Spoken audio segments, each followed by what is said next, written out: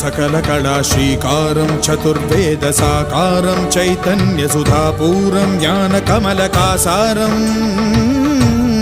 ध्यानपरिमलासारं मधुरभक्तिसिन्दूरं महाभक्तमन्दारं भवभेरीभाङ्कारं